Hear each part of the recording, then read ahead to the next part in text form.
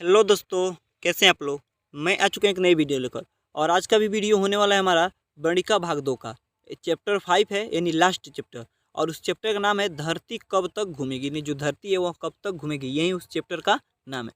और जितने क्वेश्चन होने वाले हैं मैट्रिक बोर्ड एग्जाम 2024 के लिए बहुत इंपॉर्टेंट क्वेश्चन होने वाले, यानी इस चैप्टर के, ठीक है। और जितने क्वेश्चन होंगे सारे ऑब्जेक्टिव टाइप्स के क्वेश्चन होंगे, तो आप लोग वीडियो को ध्यान से देखिएगा। अगर वीडियो पसंद आए तो सब्सक्राइब जरूर कीजिएगा। तो चलिए एक एक क्वेश्चन को करके देखते हैं। तो दोस्तों, हमारे सामने पहला क्वेश्चन है, सीता को अपने घर ही में कैसा महसूस होता है, यानी जो सीता थी उसको अपने ही घर में कैसा महसूस होता है। इसका सही आंसर हो जाएगा ऑप्शन नंबर ए, यानी घुटन। यानी सीता को अपने घर में कैसा महसूस होता है, तो घुटन जैसा महसूस होता है। चलिए दूसरा क्वेश्चन देखते हैं, धरती कब तक घूमेगी शीर्षक कहानी का कहानीकार कौन है, यानी जो धरती कब तक घूमेगी कहानी लिखे हुए हैं उस कहानी के कहानीकार कौन है, यानी कहानी कौन लिखा है। तो इसका सही आंसर हो जाएगा ऑप्शन नंबर सी, यानी सांवरदैया। कौन लिखे हैं, सांवरदैया। तो आपको याद रखना है कि धरती कब तक घूमेगी कहानी कौन लिखे हैं, तो सांवरदैया लिखे हैं। चलिए तीसरा क्वेश्चन देखते हैं, धरती कब तक घूमेगी कहानी का प्रमुख पात्र कौन है। अब देखिए पूछ रहा है कि जो धरती कब तक घूमेगी यह कहानी है, इस कहानी में प्रमुख पात्र कौन है। तो इसका सही आंसर हो जाएगा ऑप्शन नंबर डी, यानी सीता है। कौन है, सीता है। चलिए चौथा नंबर क्वेश्चन देखते हैं, धरती कब तक घूमेगी कहानी कहाँ की कहानी है, यानी जो धरती कब तक घूमेगी यह कहानी कहाँ की कहानी है। तो इसका सही आंसर हो जाएगा ऑप्शन नंबर सी, यानी राजस्थान की। तो आपको याद रखना है कि धरती कब तक घूमेगी कहानी कहाँ की कहानी है, तो राजस्थान की कहानी है।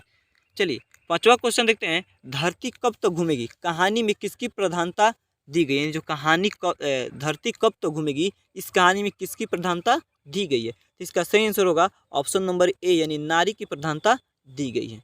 चलिए 6 नंबर क्वेश्चन देखते हैं, धरती कब तक घूमेगी किस भाषा की रचना, यानी जो धरती कब तक घूमेगी किस भाषा में लिखा गया है। तो इसका सही आंसर हो जाएगा ऑप्शन नंबर बी, यानी राजस्थानी। क्योंकि यह कहानी कहाँ की है, राजस्थान की है, तो आम बात है कि यह राजस्थानी भाषा में ही लिखी गई होगी। चलिए 7 नंबर क्वेश्चन देखते हैं, धरती कब तक घूमेगी कि अनुवादक कौन, यानी जो धरती कब तक घूमेगी इसको तो लिखा गया है किसमें, राजस्थानी भाषा में, लेकिन उसको अनुवाद करके हिंदी में किसने लिखा है। तो इसका सही आंसर हो जाएगा इनमें से कोई नहीं, यानी जो ऑप्शन दिया है इन ऑप्शन में से कोई नहीं है, ठीक है। चलिए 8 नंबर क्वेश्चन देखते हैं, धरती कब तक घूमेगी संकलित है, यानी जो धरती कब तक घूमेगी कहाँ से लिया गया है। तो इसका सही आंसर होगा ऑप्शन नंबर ए, यानी समकालीन भारतीय साहित्य से। कहाँ से इसको लिया गया है, समकालीन भारतीय साहित्य से लिया गया है। 9 नंबर क्वेश्चन देखते हैं, सीता घर छोड़कर क्यों चली गई, यानी जो सीता थी उसने घर को छोड़कर क्यों चली गई। तो इसका सही आंसर हो जाएगा ऑप्शन नंबर बी, यानी 50-50 रुपये देने की बात सुनकर। सीता घर छोड़कर क्यों चली गई, तो 50-50 रुपये देने की बात को सुनकर। कि सीता को कितने पुत्र थे, यानी जो सीता थी उसके कितने पुत्र थे। तो इसका सही आंसर हो जाएगा ऑप्शन नंबर बी, यानी 3 पुत्र थे। सीता के कितने पुत्र थे, तो 3 पुत्र थे।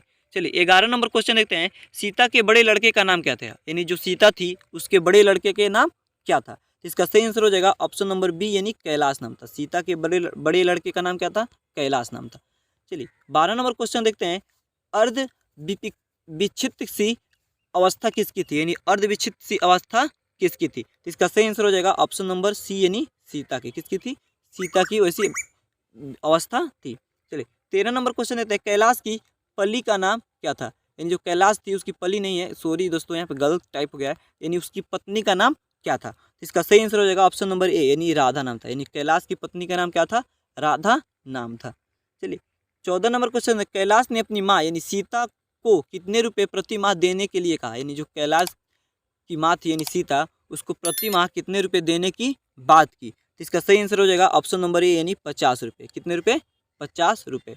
चलिए 15 नंबर क्वेश्चन देखते हैं, किसके भीतर आंसुओं का समुद्र भर गया, यानी कौन ऐसा था जिसके अंदर आंसुओं का समुद्र भर गया। तो इसका सही आंसर हो जाएगा ऑप्शन नंबर ए, यानी सीता के अंदर। किसके अंदर, सीता के अंदर। चलिए 16 नंबर क्वेश्चन देखते हैं, सीता कितने कितने दिन एक लड़के के पास रहती थी, यानी जो सीता थी वह कितने कितने दिनों तक एक एक लड़के के पास रहती थी। इसका सही आंसर हो जाएगा ऑप्शन नंबर ए, यानी एक एक महीना। कितने दिनों तक, एक एक महीने तक, ठीक है।